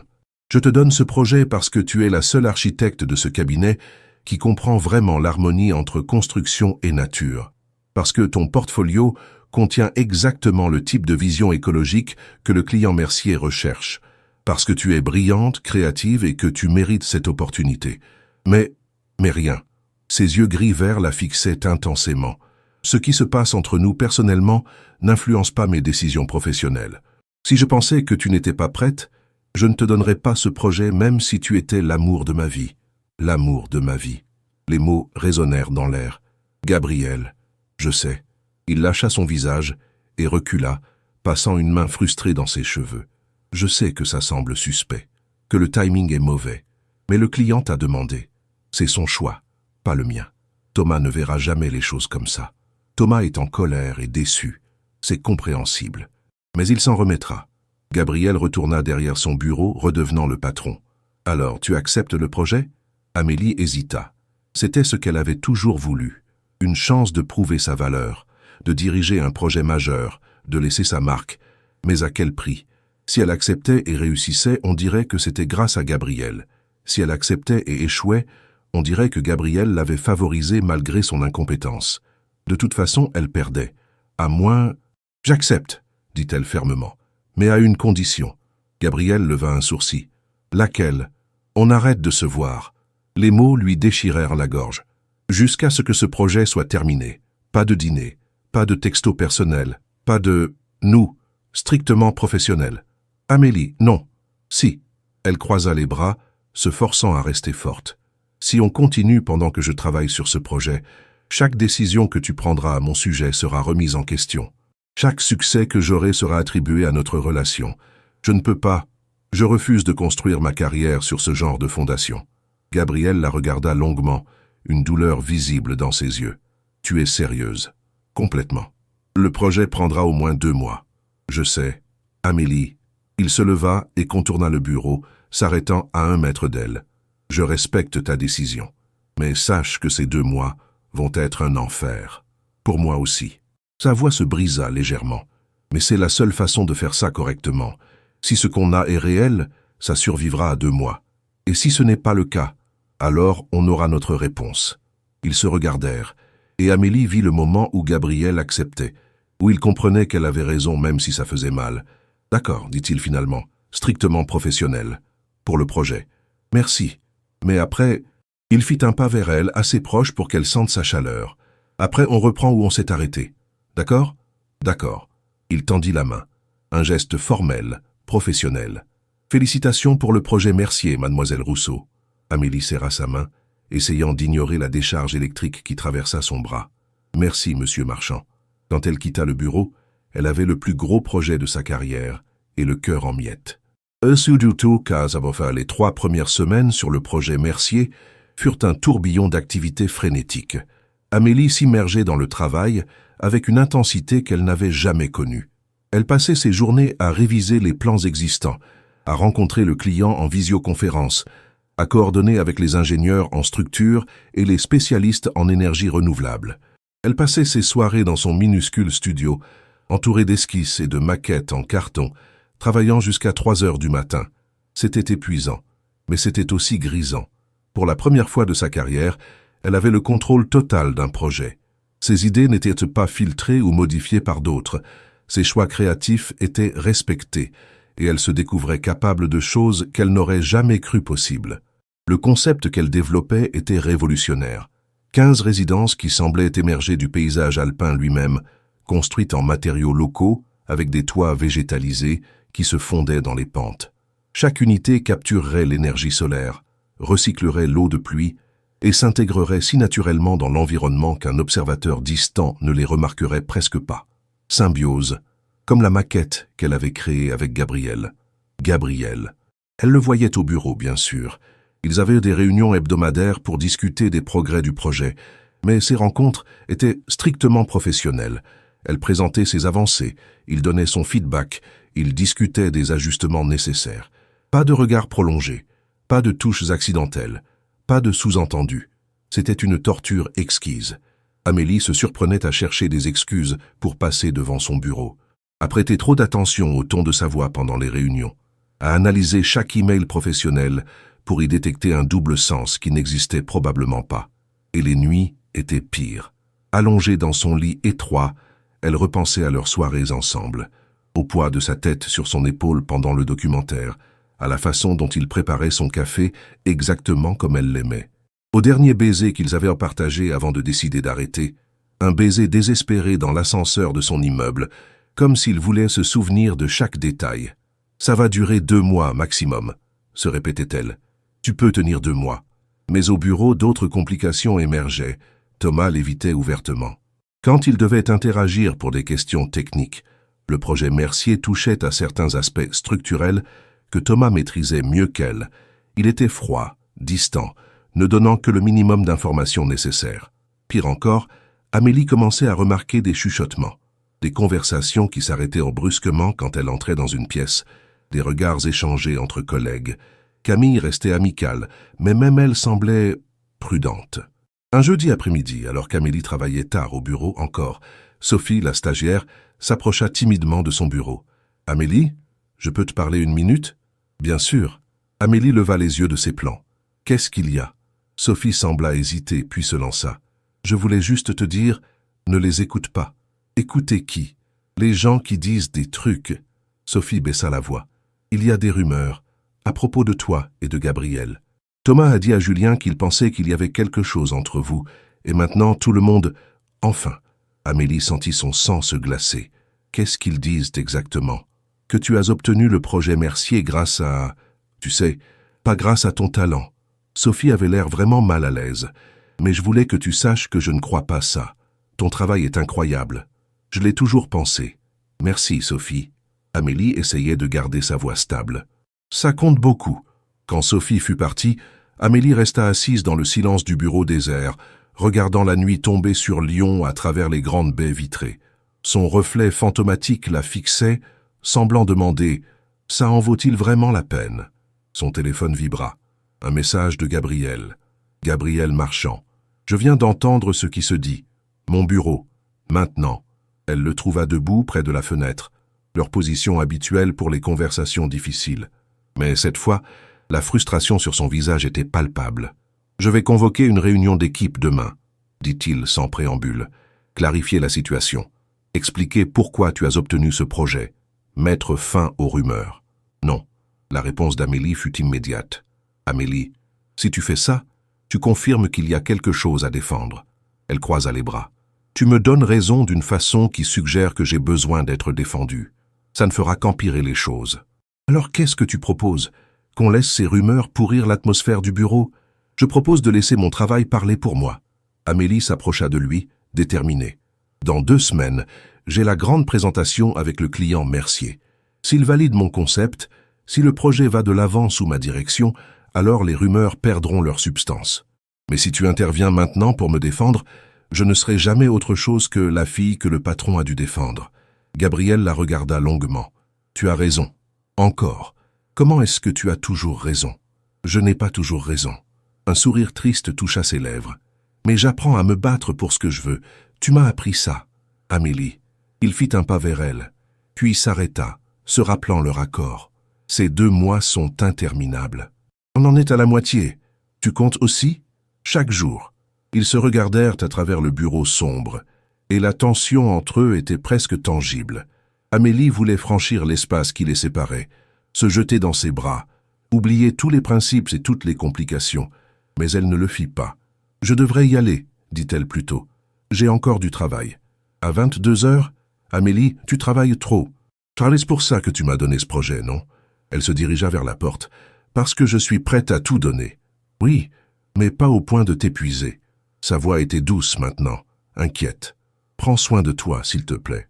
Toi aussi. » Les 2 semaines suivantes passèrent dans un brouillard de croquis, de modélisation 3D et de présentation préliminaire. Amélie dormait 4 heures par nuit, vivait de café et de sandwichs vite avalés.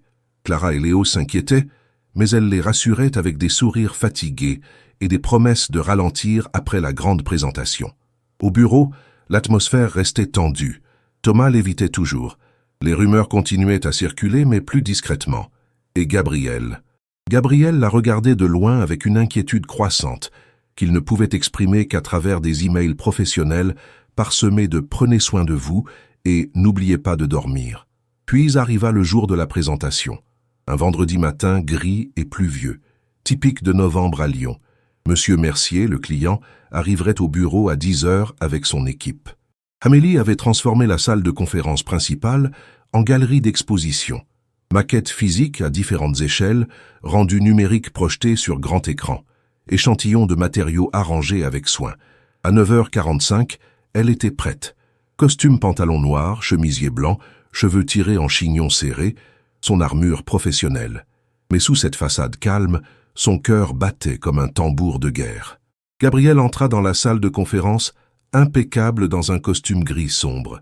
Leur premier moment seul depuis 2 semaines. « C'est magnifique », dit-il en examinant la mise en scène. « Le travail que tu as accompli, Amélie, c'est au-delà de tout ce que j'espérais.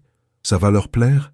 Ils vont t'adorer. » Il se tourna vers elle, et pendant un instant, le masque professionnel tomba. « Quoi qu'il arrive aujourd'hui, sache que je suis fier de toi. Incroyablement fier. Merci. » Sa voix était à peine un murmure. Et après, il hésita. « Après cette présentation, quoi qu'il se passe, on reprend notre accord.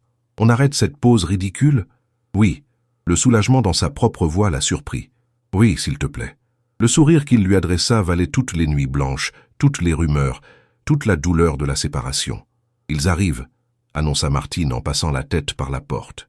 Amélie inspira profondément. C'était le moment. Tout ce pourquoi elle avait travaillé toute sa carrière, vraiment, convergeait vers cette présentation. Monsieur Mercier entra, accompagné de 3 associés. C'était un homme dans la soixantaine, aux cheveux gris argentés et au regard perçant. Il serra la main d'Amélie avec une fermeté appréciative. « Mademoiselle Rousseau, j'ai beaucoup entendu parler de vous. Montrez-moi ce que vous avez imaginé pour mon projet. Et Amélie commença à parler. Elle parla de symbiose architecturale, de bâtiments qui respirent avec la montagne, de durabilité qui n'était pas un ajout mais le fondement même du design. Elle les guida à travers les maquettes, expliquant chaque décision de conception. Elle leur montra comment la lumière naturelle circulerait à travers les espaces, comment les matériaux locaux réduiraient l'empreinte carbone, comment chaque résidence serait unique mais faisant partie d'un ensemble harmonieux. Elle ne parla pas de technique froide. Elle parla de rêves rendus tangibles, d'espaces qui guérissent l'âme tout en respectant la terre. Quand elle eut terminé, un silence tomba sur la salle. Puis M. Mercier se leva. « Mademoiselle Rousseau, en 30 ans dans ce métier, j'ai vu des centaines de présentations. Mais celle-ci, il secoua la tête, visiblement ému. Vous n'avez pas conçu un projet immobilier. Vous avez conçu une vision, un endroit où je voudrais vraiment vivre. » Le soulagement déferla sur Amélie comme une vague. Le projet est validé, entièrement. Nous signons les contrats aujourd'hui même. Monsieur Mercier se tourna vers Gabriel. Monsieur Marchand, vous avez une architecte exceptionnelle dans votre équipe. Ne la laissez pas partir. Je n'en ai pas l'intention, répondit Gabriel, et quelque chose dans son ton fit se rencontrer leurs regards. Le reste de la journée passa dans une euphorie brumeuse. Après le départ de Monsieur Mercier et son équipe, toute l'agence se réunit pour célébrer. Martine avait fait apporter des bouteilles de champagne, et même Thomas s'était forcé à lever son verre en direction d'Amélie, avec un hochement de tête qui ressemblait presque à du respect. « À Amélie !» avait lancé Camille, et tous avaient répété en chœur. Amélie avait souri, accepté les félicitations, mais tout semblait se dérouler à travers un voile. Elle était consciente d'une seule chose, le regard de Gabriel sur elle depuis l'autre bout de la pièce, chargé d'une promesse silencieuse. Après, à 18h, quand l'agence commença à se vider, Gabriel s'approcha discrètement. « Mon appartement. 20h. On a 2 mois de retard à rattraper. » Amélie ne put retenir son sourire. « J'y serai. » Elle arriva à 19h55, le cœur battant comme si c'était leur premier rendez-vous. Dans ses mains, une bouteille de vin rouge de Côte-du-Rhône. Pour célébrer, elle portait une robe simple en laine bordeaux, ses cheveux détachés tombant en vagues sur ses épaules. Gabriel ouvrit la porte avant même qu'elle ne frappe, comme s'il avait guetté son arrivée. Il était pieds nus, en jean et chemise blanche aux manches retroussées. L'appartement embaumait quelque chose de délicieux. Ail, romarin, viande rôtie. « Tu cuisines ?» demanda Amélie en entrant. « J'essaie. » Il prit la bouteille de vin, mais au lieu de s'éloigner, il resta là, la regardant comme s'il la voyait pour la première fois. « Tu es magnifique. Toi aussi. 2 mois. » Il secoua la tête, incrédule. « Les 2 mois les plus longs de ma vie. Pour moi aussi. » Ils se regardèrent, l'air entre eux crépitant d'électricité. Puis Gabriel posa la bouteille sur la console de l'entrée, prit le visage d'Amélie entre ses mains et l'embrassa. Ce n'était pas le baiser prudent de leur début. C'était 2 mois de frustration et de désir comprimés en un seul moment. Amélie sentit ses jambes faiblir et s'agrippa à sa chemise pour garder l'équilibre. Gabriel la poussa doucement contre la porte refermée, ses mains dans ses cheveux, sur sa nuque, sa taille. Quand ils se séparèrent enfin tous deux haletants, Gabriel appuya son front contre le sien. « J'ai raté ça, » murmura-t-il. « J'ai raté toi. Je suis là maintenant. Tu l'es. » Il embrassa son front, ses paupières, ses joues, et je ne te laisserai plus partir. Le dîner brûla légèrement. Gabriel avait oublié de surveiller le poulet rôti pendant qu'ils s'embrassaient dans l'entrée, mais aucun d'eux ne s'en soucia vraiment. Ils mangèrent à la table près de la fenêtre, les lumières de Lyon scintillant au dehors, parlant de tout et de rien. « Alors, » dit finalement Gabriel en remplissant leur verre de vin, « on doit parler de la suite. » « La suite ? De nous.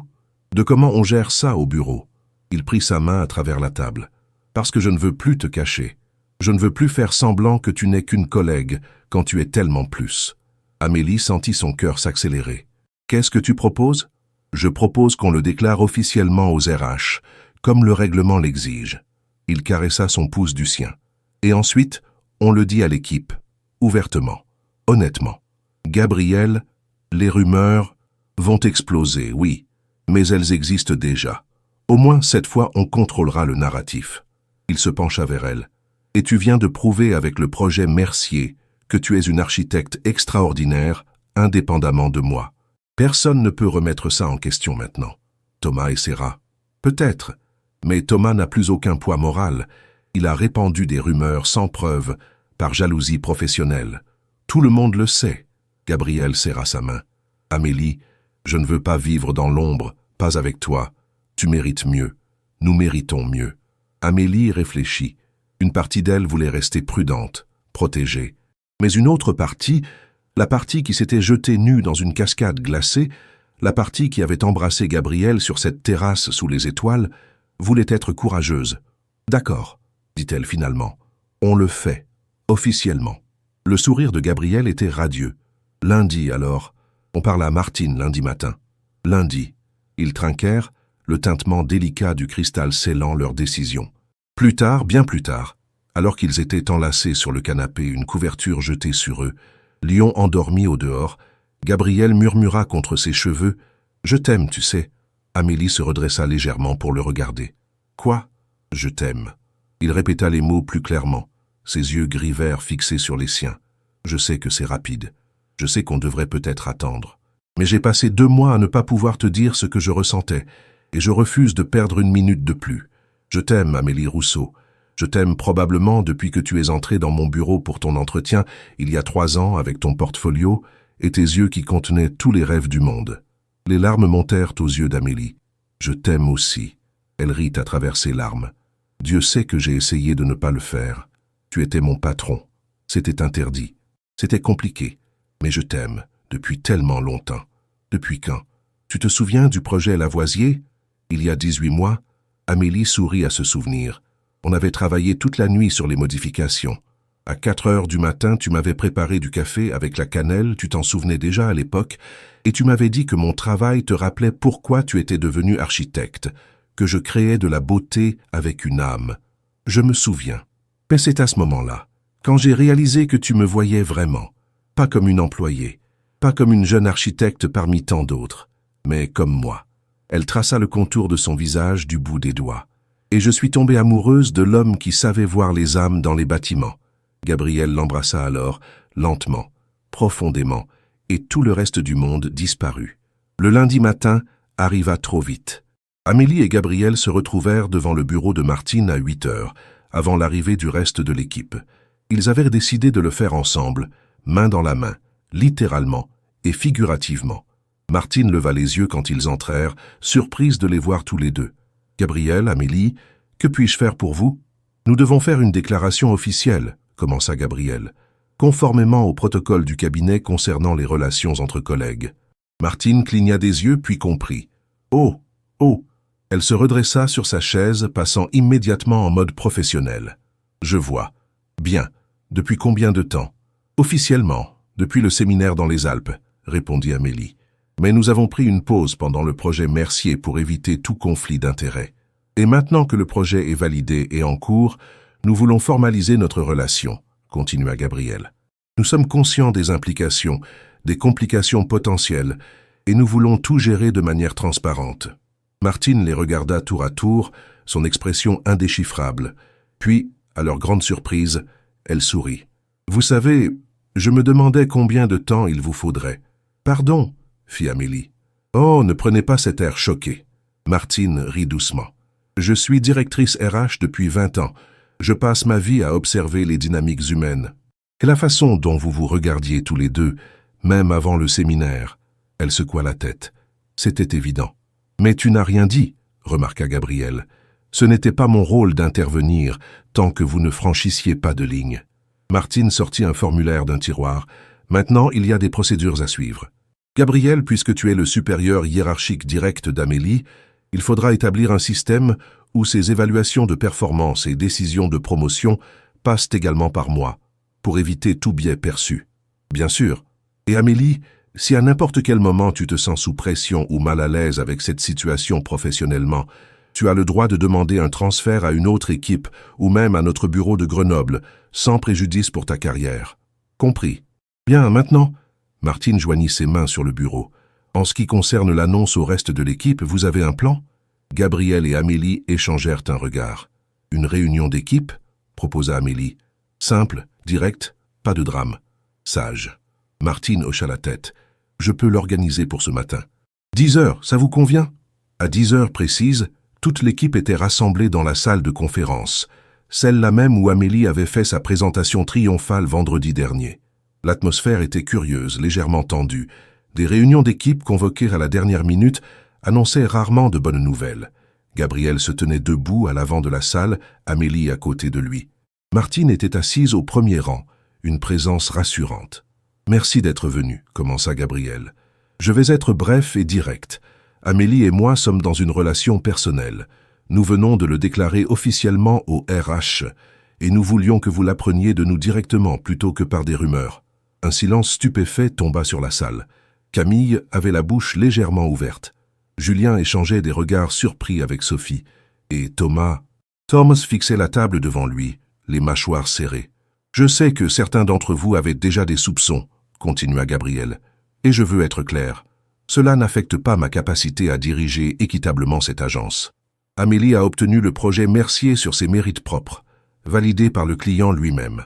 Toute implication que sa réussite est due à autre chose est non seulement fausse, mais insultante pour son talent. » Amélie prit une inspiration et continua. « Je comprends que cette situation puisse sembler problématique, mais je tiens à vous assurer que je ne recevrai aucun traitement de faveur.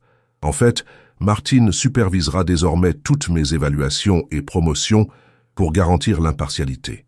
Si vous avez des préoccupations, vous pouvez les adresser à elle en toute confidentialité.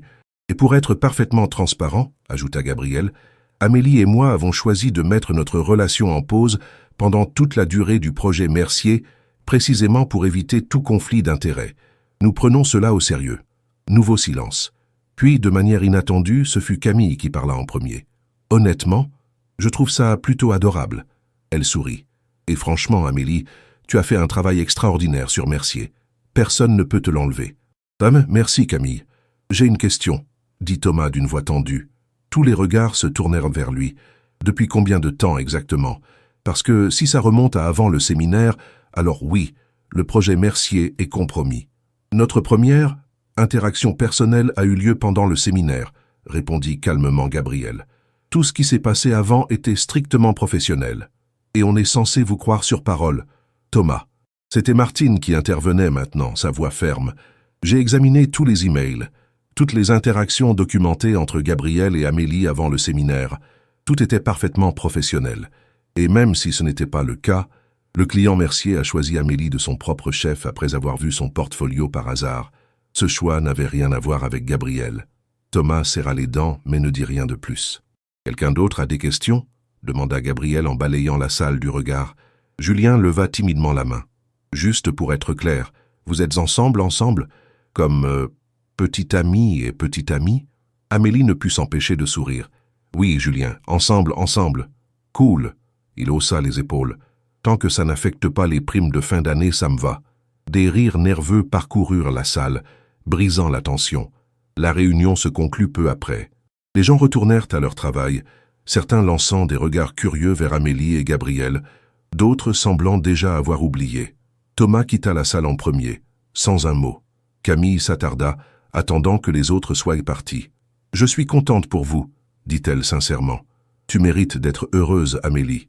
Et toi aussi, Gabriel. »« Merci, Camille, » répondirent-ils à l'unisson. Quand ils furent enfin seuls dans la salle, Gabriel prit la main d'Amélie. « On a survécu. Elle serra sa main en retour. « Qu'est-ce qui se passe maintenant ?»« Maintenant ?» Gabriel sourit. « Maintenant, on vit, on travaille, on s'aime. On construit des choses extraordinaires, ensemble et séparément. On affronte les Thomas du monde avec ta brillance et mon soutien. Ça semble simple quand tu le dis comme ça. Ça ne le sera pas. » Il devint sérieux. « Il y aura encore des défis, des gens qui jugeront, des moments difficiles. Mais je suis prêt à affronter tout ça si tu l'es aussi. » Amélie leva leurs mains jointes et embrassa ses doigts. « Je suis prête. » 3 mois plus tard, février l'hiver avait transformé Lyon en une ville de pierre grise sous un ciel de plomb. La Saône coulait, sombre et froide, entre ses berges historiques. Mais dans l'appartement de Gabriel, leur appartement maintenant depuis qu'Amélie y avait officiellement emménagé le mois dernier, il faisait chaud et lumineux. Amélie était à la table à dessin, travaillant sur un nouveau projet personnel. Gabriel était dans la cuisine, préparant le dîner et écoutant Miles Davis en sourdine. C'était un jeudi soir ordinaire, le genre de soirée qui aurait été banale pour d'autres, mais qui était précieuse pour eux. Les 3 derniers mois avaient été intenses. Le projet Mercier avançait à merveille, les travaux devant commencer au printemps. Amélie avait reçu une promotion officielle, chef de projet senior, avec une augmentation substantielle qui n'avait rien à voir avec Gabriel, puisque la décision était venue directement de Martine et du conseil d'administration après avoir examiné son portfolio. Thomas avait finalement quitté l'agence en décembre, acceptant un poste dans un cabinet concurrent à Paris. Son départ avait soulagé l'atmosphère au bureau, même si Amélie savait qu'il garderait probablement de l'amertume pendant longtemps. Mais la vie continuait. L'agence prospérait. Sa relation avec Gabriel s'approfondissait chaque jour, pas de manière spectaculaire, mais dans ces petits moments quotidiens qui construisent une véritable intimité. La façon dont il lui préparait son café le matin, la façon dont elle massait ses épaules tendues après une longue journée, les discussions nocturnes sur l'architecture, la vie, les rêves. « J'ai une surprise pour toi », annonça Gabriel en émergeant de la cuisine, essuyant ses mains sur un torchon. Amélie leva les yeux. « Une surprise ? Ce week-end, on retourne dans les Alpes. » Il sourit à son expression surprise. « Au même chalet. J'ai réservé pour juste nous deux. Pas de séminaire d'entreprise, pas de collègues. Juste toi et moi. » Le cœur d'Amélie fit un bond. « Le chalet ? Mais pourquoi ? » « Parce que c'est là que tout a commencé. » Il s'approcha et prit ses mains. « Et je voulais y retourner avec toi. Refaire ce voyage, mais cette fois ensemble, officiellement. »« La cascade, » murmura Amélie. « Tu penses qu'elle sera gelée en février ? » ?»« Probablement partiellement, mais elle sera magnifique. » Gabriel caressa sa joue. « Et cette fois, je ne me retournerai pas. » Amélie rit, sentant ses joues s'empourprer. « Gabriel Marchand ? Quoi ?» Il sourit malicieusement. « Je plaisante. Enfin, à moitié. » Le samedi matin, ils prirent la route vers les Alpes dans la voiture de Gabriel, une Citroën DS élégante qui avait appartenu à son grand-père. La route serpentait à travers les montagnes enneigées, Lyon disparaissant derrière eux comme un rêve flou. Le chalet était exactement comme dans le souvenir d'Amélie, mais vidé de tout le monde, sauf d'eux. Marc, le gardien, les accueillit avec un grand sourire. « Monsieur Marchand, Mademoiselle Rousseau, content de vous revoir. » Il leur tendit les clés. « J'ai préparé la chambre principale pour vous, tout est prêt. » Ils s'installèrent, défaisant leurs sacs, admirant la vue sur les montagnes enneigées. C'était étrange d'être ici sans les autres collègues, sans l'effervescence du séminaire. Plus calme, plus intime. « On y va maintenant ?» demanda Gabriel après le déjeuner. « À la cascade. » Amélie sentit une nervosité familière monter en elle. « Maintenant ? Pourquoi attendre ?» Il lui tendit sa veste de randonnée. « Viens, retournons là où tout a commencé. » La forêt hivernale était différente de celle de novembre. La neige recouvrait tout d'une couche blanche et silencieuse. Les pins ployaient sous le poids de leurs manteaux givrés. Leurs pas craquaient sur le sentier gelé, laissant des empreintes dans la neige fraîche. Amélie se souvenait du chemin comme si elle l'avait emprunté hier. 20 minutes le long du ruisseau, maintenant figé en sculpture de glace, puis le grondement de l'eau. Et soudain, elle était là, la cascade du silence, à moitié gelée. L'eau coulait toujours au centre, mais les bords étaient transformés en stalactites de glace spectaculaires qui pendaient comme des chandeliers de cristal. La piscine naturelle était partiellement gelée, avec des plaques de glace flottant sur l'eau sombre. C'était encore plus beau que dans son souvenir, féerique, magique, irréel. « Mon Dieu !» murmura Amélie. Gabriel était silencieux à côté d'elle, contemplant la scène. Puis il se tourna vers elle, et son expression était si intense qu'Amélie sentit son souffle se bloquer. « Tu te souviens de ce matin ?» demanda-t-il doucement. « Quand je t'ai vu ici, comment pourrais-je l'oublier ? J'ai dit que j'avais vu quelqu'un de libre, de vivant, la vraie toi. » Il prit ses mains gantées dans les siennes. « Et c'est à ce moment-là que j'ai su. » « Que tu as su quoi ? Que je ne pourrais jamais être avec quelqu'un d'autre. Que c'était toi. Ça a toujours été toi. » Il déglutit, semblant nerveux pour la première fois depuis qu'elle le connaissait. « Amélie Rousseau, je t'aime plus que les mots ne peuvent ne l'exprimer. Tu es ma muse, ma partenaire, mon égale. Tu es la raison pour laquelle je me réveille le matin avec l'envie de créer des choses belles. » Il lâcha une de ses mains et fouilla dans sa poche. Quand il la ressortit, il tenait une petite boîte en velours bleu. Le cœur d'Amélie s'arrêta. « Je sais que c'est rapide, » continua Gabriel, tombant sur un genou dans la neige. « Je sais que nous sortons officiellement ensemble depuis seulement quelques mois. Mais je te connais depuis 3 ans. Je t'ai aimé pendant la plupart de ce temps. Et je sais avec une certitude absolue que je veux passer le reste de ma vie à construire des rêves avec toi. » Il ouvrit la boîte, révélant une bague simple mais magnifique, une émeraude entourée de petits diamants montés sur de l'or blanc. La pierre captait la lumière hivernale, brillant d'un vert profond qui rappelait les yeux de Gabriel. « Amélie, veux-tu m'épouser ?» Les larmes jaillirent immédiatement des yeux d'Amélie, gelant presque sur ses joues dans l'air glacial. « Gabriel, si c'est trop tôt, je comprendrai, on peut attendre. Mais je devais te le demander, ici, où tout a commencé. » Amélie regarda l'homme agenouillé devant elle, brillant, talentueux, imparfait, merveilleux Gabriel Marchand. Elle pensa au chemin qu'ils avaient parcouru, des regards volés au bureau, du café avec une pincée de cannelle, de la terrasse sous les étoiles, des 2 mois de séparation douloureuse, de toutes les complications surmontées, et elle sut que sa réponse était évidente. « Oui, » dit-elle en riant à travers ses larmes. « Oui, bien sûr que oui. » Gabriel se releva d'un bond et l'attrapa, la faisant tournoyer dans la neige.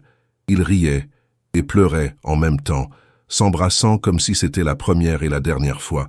Quand ils se séparèrent enfin, Gabriel passa la bague à son doigt. Elle s'ajustait parfaitement. « Comment tu savais ma taille ?» « J'ai demandé à Clara. » Il sourit. Elle était ravie de conspirer. « Ta traîtresse, » murmura Amélie affectueusement, admirant la bague à sa main. « Elle est parfaite, comme toi. » Ils restèrent près de la cascade pendant longtemps, enlacés contre le froid, regardant l'eau couler entre les sculptures de glace. Amélie repensait à ce matin de novembre où elle était venue ici seule, nue, cherchant un moment de liberté.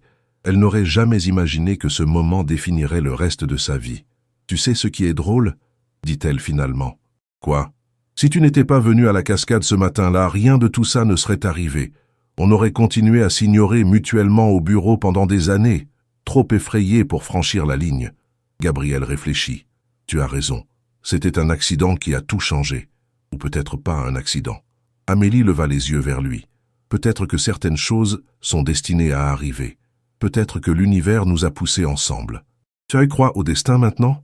Je crois en nous. » Elle embrassa sa joue froide. « C'est suffisant. » Ils retournèrent au chalet alors que le soleil commençait à décliner, peignant les montagnes en or et rose. Marc avait allumé un feu dans la cheminée de leur chambre et préparé un dîner romantique pour 2.